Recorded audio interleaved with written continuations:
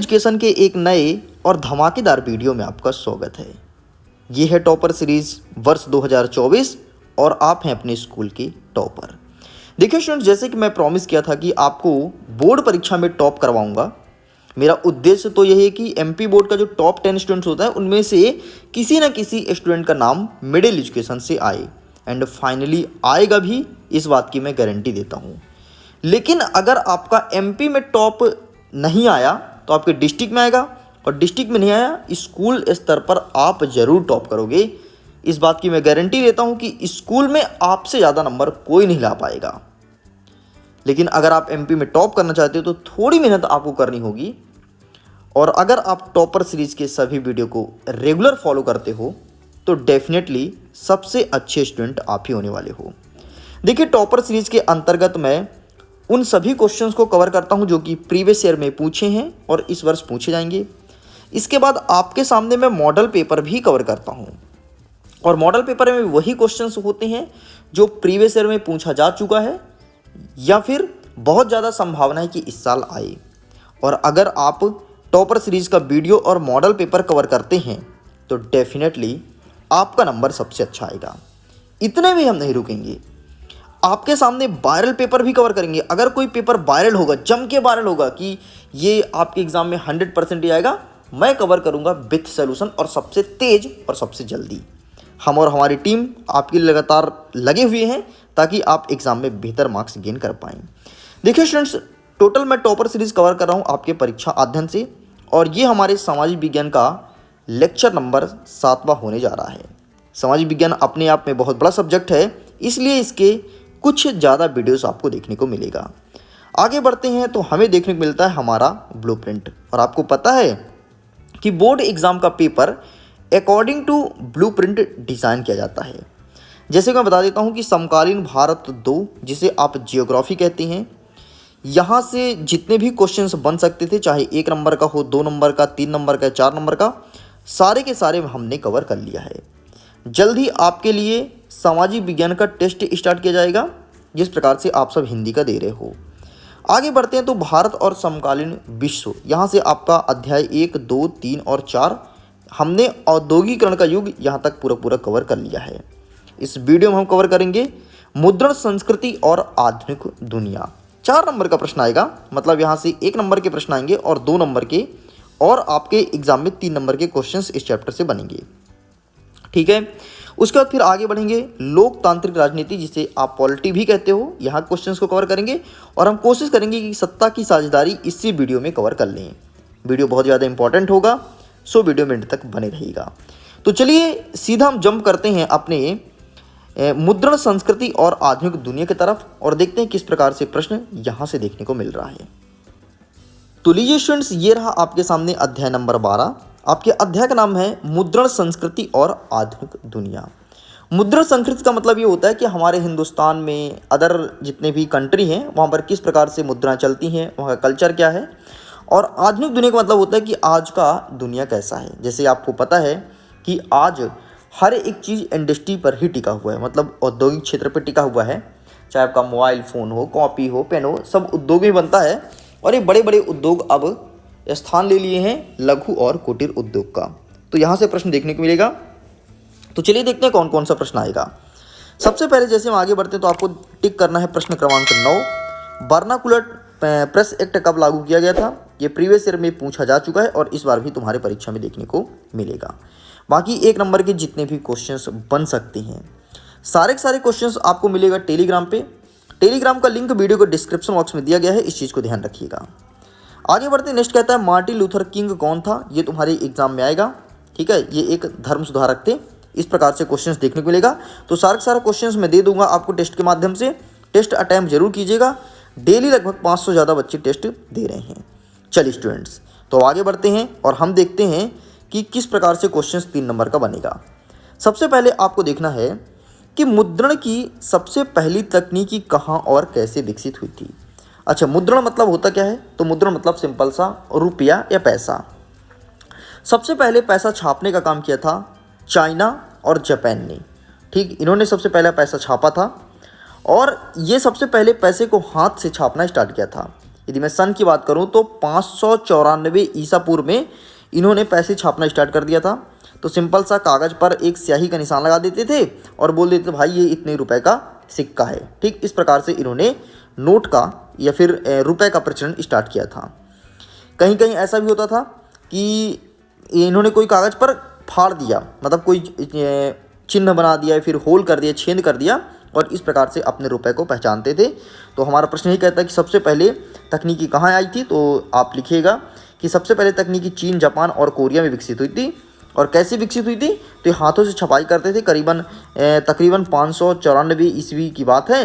चीन में स्याही लगे वाले कागज़ का यूज करते थे और अलग अलग जगह जैसे जापान में हो गया तो जापान में मुद्रा में छेद कर देते थे और इस प्रकार से मुद्रा का प्रचलन किया था। ठीक, तो ये तुम्हारे परीक्षा में पूछा जाएगा, 2023 में भी आया है ये प्रश्न। चलिए आगे बढ़ते हैं, नेक्स्ट क्या कह रहा है। नेक्स्ट आपके एग्जाम में आएगा कि वुड ब्लॉक प्रिंट तथा तख्ती की छपाई यूरोप में 1295 के बाद आई, इसका रीज़न देना है। ठीक, तो 2 रीज़न आपको केवल पढ़ के जाना है कि 2 रीज़न कौन कौन से थे। तो एक पहला रीज़न है कि 1295 में मार्को पोलो नामक महान खोजी यात्री ने चीन में काफ़ी सरल तक खोज करने के बाद इटली वापस लौटा था। एंड सेकंड नंबर लिखना है कि चीन के बाद वुड ब्लॉक वाली छपाई की तकनीकी सबसे पहले मौजूद थी। मार्को पालो का यह ज्ञान अपने साथ लेकर लौटा। ठीक, ये 2 पॉइंट आप याद कर लेना, बाकी ज़्यादा इंपॉर्टेंट नहीं है, बस 2 पॉइंट आपको ध्यान रखना है केवल। चलिए वैसे प्रश्न आएगा आपके परीक्षा में, गुटेनबर्ग कौन था, मुद्रण क्रांति में उनका योगदान। इस चीज़ को ध्यान रखिएगा, ये तुम्हारे एग्जाम में आएगा।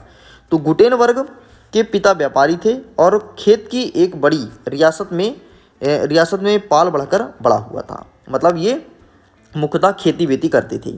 ठीक, तो ये तुम्हारे एग्जाम में देखने को मिलेगा।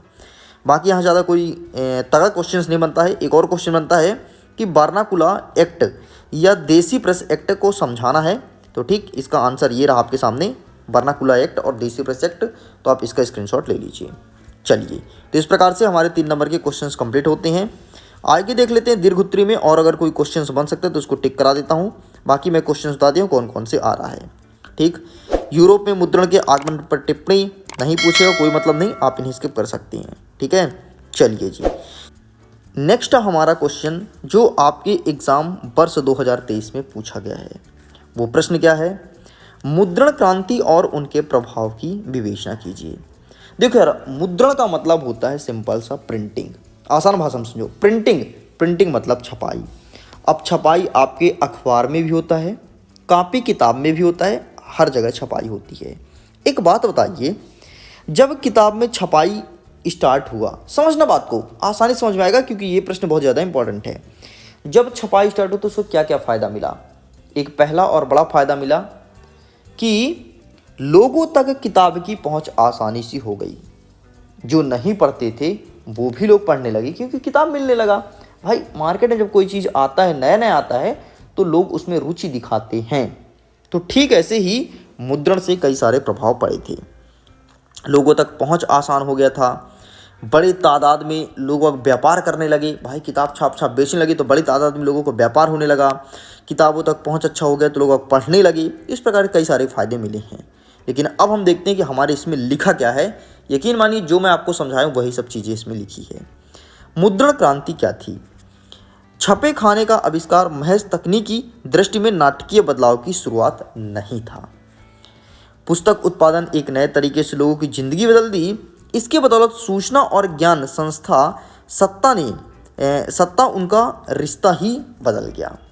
लोग इससे लोक चेतना बदली और बदला चीज़ों को देखने का नज़रिया। मुद्रण क्रांति का प्रभाव निम्नलिखित पड़ा था। पहला प्रभाव सुनना, छपे खाने के आने का एक नया पाठक वर्ग उत्पन्न हुआ, मतलब एक नया वर्ग उत्पन्न हो गया था जो कि किताब को पढ़ना चाहता था। छपाई से किताब की कीमतें कम हो गई। भाई पहली बात तो यार, हाथ से लिखना, ताम्रपत्र में लिखना तो कीमतें बहुत महंगी होती थी।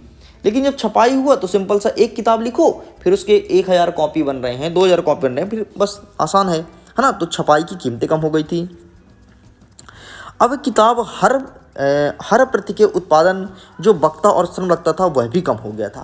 भाई एक बार ही तो लगता है किताब में टाइप कराने, बाकी फिर तो पैसे नहीं लगता, फिर तो केवल उसका फोटो कॉपी चलता है ना। तो ये सब कम हो गई थी। एक ये बड़ा पहला फ़ायदा मिला। दूसरा क्या था, किताबों तक पहुंच आसान होने से पढ़ने की नई संस्कृति विकसित हुई थी। अब तक आम लोग मौखिक संचार में जीते थे, वे धार्मिक किताबों का वाचन सुनते थे, गीत गाते थे, गीत गाते उनको पढ़ करके सुन जाते थे। मतलब पहले क्या होता था कि प्राचीन समय में लोग वक्त केवल सुनते थे, एक पढ़ रहा है किताब, पंडित जी बैठे पढ़ रहे हैं बढ़िया पलथी मोड़े, और लोग वक्त सुन रहे हैं, अरे बाप रे पंडित जी पढ़ रहे है ना, ऐसा लगता है कि हम कुछ जानते नहीं, पंडित जी सबसे होशियार हैं। लेकिन अब ऐसा नहीं रहा।